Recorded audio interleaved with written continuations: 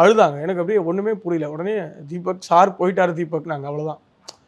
இது எப்படி இருக்குன்னா ஒரு பெரிய இடியை தூக்கி தலைமையில போட்ட மாதிரி. ஏன்னா அன்னைக்கு நான் சாரை பார்க்க கிளம்பி வரேன். 22ஆம் தேதி சார் வந்து ஒரு 5 நிமிஷம் ஃபோன் கால் பேசினாங்க.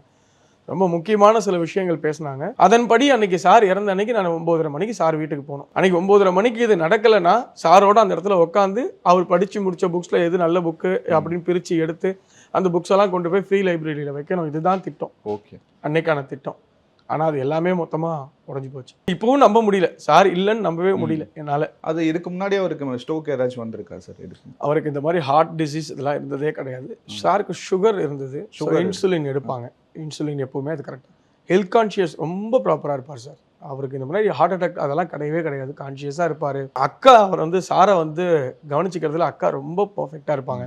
சார் ஷூட்டிங்க்கு போனாலும் சரி, இல்லை அக்கா வெளியில் எங்கேயாவது போயிருந்தாலும் சரி, எதுவாக இருந்தாலும் சாருக்கு நேரத்துக்கு ஃபோன் பண்ணி இதை பண்ணியாச்சா அதை பண்ணியாச்சான்னு கேட்டுருவாங்க. அண்ட் சாரோட வீட்டில் இருக்கிற எல்லாருமே சரி, சாருக்கு எப்போவுமே ஒரு கூடை, அந்த காலத்துலேருந்தே அந்த கூடை எப்போவுமே அவருக்கு இருக்கும். அந்த கூடையில் பர்ஃபெக்டாக சார் எந்த நேரத்துக்கு சாப்பிடணுமோ எல்லாமே ரெடியாக இருக்கும். எந்த நேரத்துக்கு டேப்லெட்ஸ் போடணுமோ அந்த 3 வேளை டேப்லெட் எல்லாமே பர்ஃபெக்டாக இருக்கும். அந்த ஹெல்த் கான்ஷியஸ் பர்ஃபெக்டாக இருப்பார்.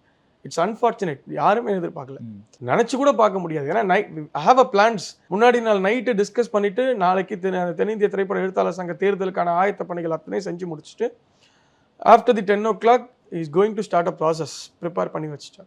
பட் அன்ஃபார்ச்சுனேட் இது நடந்தது. அவருக்கு ஏதாச்சும் ப்ரெஷர் ஏதாச்சும் இருக்கா சார்? கண்டிப்பாக ப்ரெஷர் இருக்குது சார். இன்னைக்கு வந்து தென்னிந்திய திரைப்பட எழுத்தாளர் சங்கத்துக்கான கட்டடத்துக்கு அவர் பேரை வச்சிருவோம்.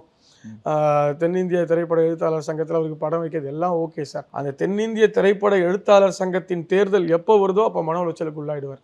ஏன்னா அவருக்கு அவ்வளோ மன உளைச்சலை உண்டு பண்ணுவாங்க. இப்பவும் சொல்கிறேன் சார், அவரோட ஆசை என்னன்னா தென்னிந்திய திரைப்பட எழுத்தாளர் சங்கத்துக்கு ஒரு கட்டிடம் கட்டணும்.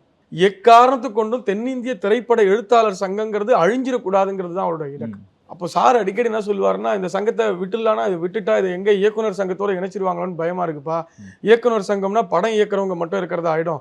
எழுத்தாளர் சங்கம்னு ஒன்று இருக்கிறதுனால தான் இன்னைக்கும் பேடும் பேனாவும் பிடிச்சி எழுதிக்கிட்டு இருக்கிறவனுக்குன்னு ஒரு அங்கீகாரம் கிடைக்கிறது.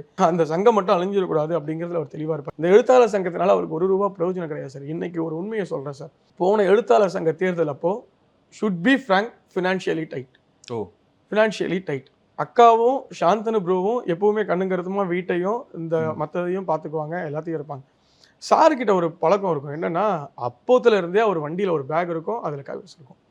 யார் வந்து கேட்டாலும் எதுக்குன்னு வந்து கேட்டாலும் சம்மந்தமே இருக்காது. நல்லா ஞாபகம் இருக்குது. ஒரு நாள் ஒருத்தர் காலையில் வராரு, சார் நான் உங்கள் படம்லாம் நிறைய பார்த்துருக்கேன் சார், நான் உங்கள் பெரிய ரசிகர் சார் எல்லாம் பேசிட்டு போயிட்டார். மத்தியானம் திரும்ப வராரு, இந்த மாதிரி வீட்டில் கஷ்டம் சார் அப்படின்னும் போது, என்னையா காலையில் வந்தார் இப்போ மத்தியானம் கஷ்டன்றாரியா, அவரை கூப்பிடியா அப்படின்னு சொல்லிட்டு டக்குன்னு பையிலேருந்து கொஞ்சம் பைசா எடுத்து கொடுத்து என்னால் இதான் முடியும் அப்படின்னு சொல்லிட்டு இன்னைக்கு வரைக்கும் சார் வீட்டுக்கு ஹெல்ப்னு வந்தவங்களுக்கு யாருக்குமே ஹெல்ப் வாங்காமல் போனதே கிடையாது. அப்படி ஒரு குணம் உள்ள ஒரு மனுஷன். அப்படி இருக்கிறதுனால அவர்கிட்ட எப்பவுமே பணம் தங்கிக்கிட்டே இருக்காது. அப்போ போன எழுத்தாளர் சங்க தேர்தல் அப்போ சார்கிட்ட பணம் கம்மியாக இருந்தது. இப்போ அச்சாரம் சேகர்னு சொல்லிட்டு ஒருத்தர் இருக்கார், சாரோட அசிஸ்டண்ட் தான் அவரும், சித்து +2 படத்தில் அசிஸ்டண்ட்.